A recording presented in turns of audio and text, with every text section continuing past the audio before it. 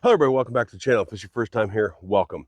Today I have for you a new old product, an old new product. What's old about it? Well, it's been around for a long time. It's very, very, very popular, and that is the EDC 1.5-inch belt from Core Essentials. What's new about it? Well, it's now made in the USA. So let's get into it.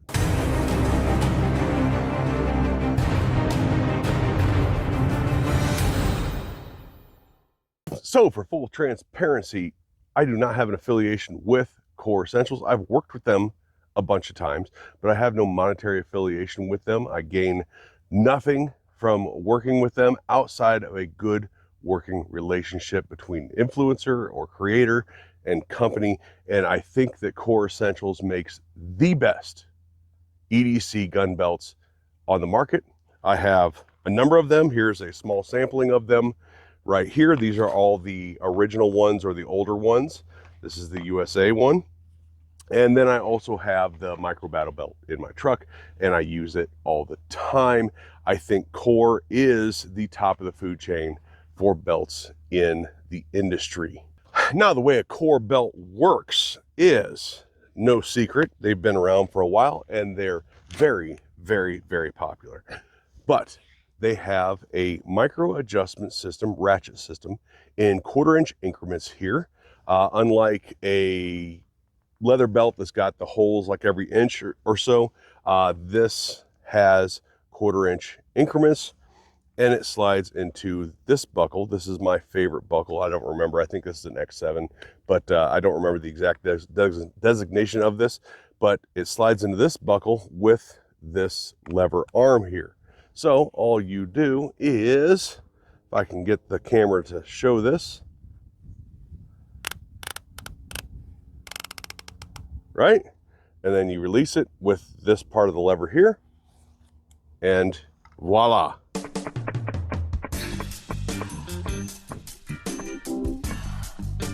Your belt is on and off. Super cool design, and Core is, again, top of the food chain when it comes to these types of belts.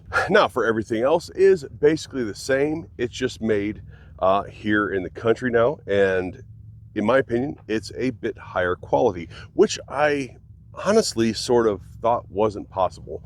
I was super, super happy with all of their old belts. I've recommended them multitudes of times. But it has a nylon outer layer, a rigid plasticky type inner layer, and then a leather type inner layer. Or so the middle layer is the rigid polymer, and then the inner layer here, which is sort of a leather. You can get belt guards for them if you're tearing up your belt because of like a DCC clip or something like that. They do sell belt guards, and they all come with this single belt loop strap. So you guys already know everything there is to know about Core belts. I've done, I don't know, 3 or 4, maybe even 5 videos on Core for various different reasons, from my initial purchased one to different camouflage patterns they came out with, to assembly instructions, to the micro battle belt and things like that. What is the difference between the original ones? And I couldn't tell you where they were made. They just weren't made here. I didn't care. They were that good. But what is the difference between those and these? Because there are people that have refused to buy Core Essentials because they weren't made in this country. So first and foremost, coming out to the outer layer, I don't know how well this is going to come across on camera, but you can see that the USA made belt has a little bit different weave to the nylon than the older style belts. And I do believe that that weave, that the way this is made is a little bit softer to the touch. So like if it is riding on your love handles, which I know you have, because I do too, it's a little bit softer to the touch, which is nice. But it doesn't seem to, it looks rougher on camera, but it doesn't feel rougher. Like it looks coarser, but it doesn't feel coarser. It actually feels almost smoother. Now the rigidity is a little bit more. This has always been, Core Essentials have always been a very rigid belt, But as you can see here, and they're both adjusted to the same size right now, you can see here that this older style core sags just a little bit more than the USA made one. And you can feel it in the material itself as well. Like when you're putting it on, taking it off and all that, it does feel slightly stiffer. Now, along with being slightly stiffer, it is just a shade thicker.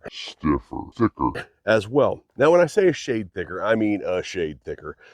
So like my Neomag Alias clip slides right on here almost loose, and it drags on here. So I mean, it's a shade thicker. It's not a measurable enough difference that you're now wearing a super thick belt that is uncomfortable and things like that. But there is a slight thickness difference, and I think that is where the extra rigidity comes from. Now, the stitch pattern appears to be the same. I don't know how well this is going to come across, but there are 4 rows of stitching here, the 2 outer rows, 2 center rows. This has 2 outer rows, 2 center rows. You can sort of see it here on the inside, and this being gray on the inside, you can definitely see it there. You have the 2 outer rows and 2 inner rows of stitching. Now, I've been using this belt for, I don't know, a couple months, month and a half now, something like that. My Nightfall Customs video was shot with it. The Superstition Concealment video was shot with it. I know there was another one. Oh, the Neomag.